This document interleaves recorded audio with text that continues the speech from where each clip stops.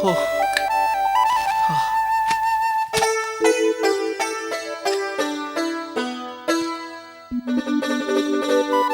ഹോ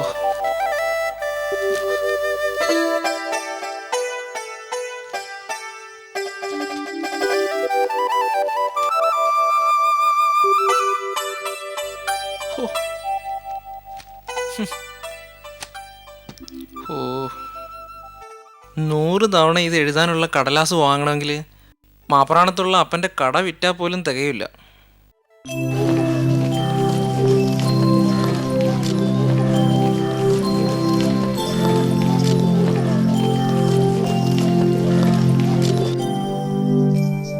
നിങ്ങൾ നടന്നോ, ഞാനങ്ങ് വന്നേക്കാം. തെണ്ടി തിരിഞ്ഞ് നടന്നിട്ട് അപ്പൻ അന്വേഷിക്കുമ്പോ കാണാണ്ടാവണ്ട. ഇന്ന് ഞായറാഴ്ചയാണ്, കടയില്ലാത്തതാ. പോത്തിറച്ചി വാങ്ങുന്നുണ്ട്, തിരുണേന്ന് മുമ്പ് വന്നോ. ആ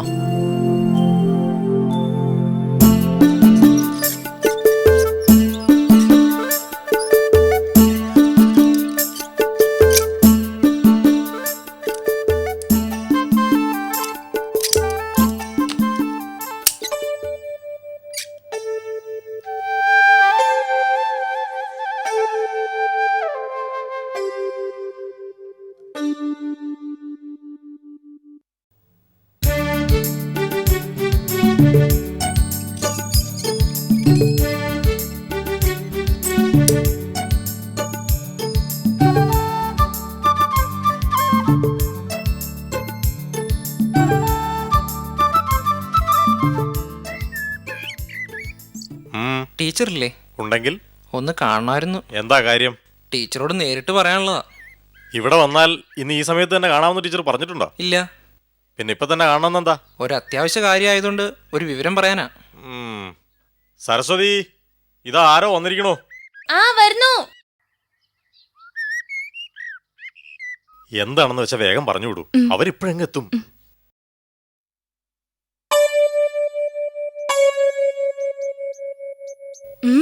എന്താ? ഒരു കാര്യം പറയാനാ. ആ ഇമ്പോസിഷൻ സ്കൂളിലെ കാര്യം സ്കൂളില്, വീട്ടില് വന്നിട്ടല്ല. സ്കൂളിന് നാളെയല്ലേ ഉള്ളൂ. 100 പ്രാവശ്യം ഫ്രഞ്ച് വിപ്ലവം ഇമ്പോസിഷൻ എഴുതിയിട്ട് അടുത്ത കാലത്തൊന്നും ക്ലാസ്സിൽ കയറാൻ പറ്റില്ല. കൂട്ടിയാ കൂടില്ല ടീച്ചറെ. അതൊന്നും എനിക്ക് കേക്കണ്ട. ഇമ്പോസിഷൻ എഴുതിയിട്ട് ക്ലാസ്സിൽ കയറിയാ മതി. സരസ്വതി, ഇവൻ നിന്റെ സ്റ്റുഡന്റാ? ആ. ശിവ ശിവ.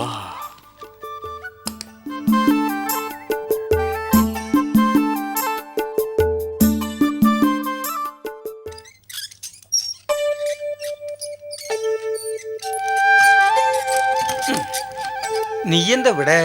ടീച്ചറെ കാണാൻ വന്നാ. നീ എവിടെ പാല് കൊടുക്കുന്നത്?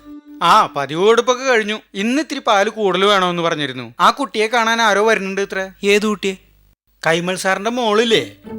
ആ, നിന്റെ ടീച്ചറ്. അവരെ എന്തോ കല്യാണാലോചനയാ.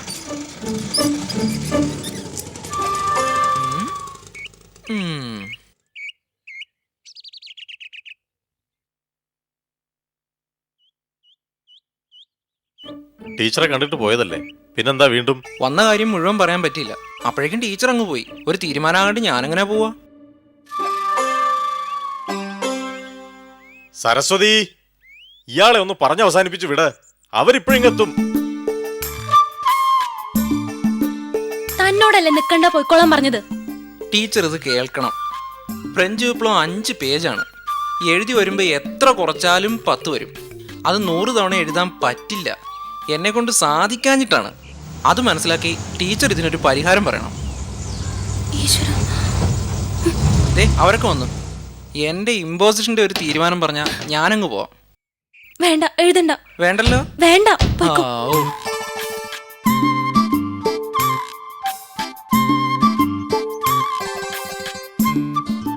പുര കത്തുമ്പോൾ കഴുക്കോലൂര എന്ന് പറയുന്ന പോലെയാണ് ചിലപ്പോൾ എൻ്റെ പ്രവൃത്തി.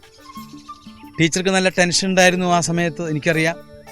പക്ഷേ ആ പഴയ കാര്യങ്ങൾ ഓർക്കുമ്പോൾ ചിലപ്പോൾ എനിക്ക് ഒരു രസം തോന്നും, ഒരു നേരം പോക്കും, ചിലപ്പോൾ ഒരു സങ്കടവും തോന്നാറുണ്ട്. എന്തായാലും ഈ ഫ്രഞ്ച് വിപ്ലവം 100 പ്രാവശ്യം എഴുതാൻ പറ്റില്ല ടീച്ചറെ. ഞാൻ ഇപ്പോഴും അത് തന്നെ പറയുന്നത്. കാരണം ഇമ്പോസിഷൻ എഴുതി അത്ര പരിചയമുള്ള ഒരാളാണ്.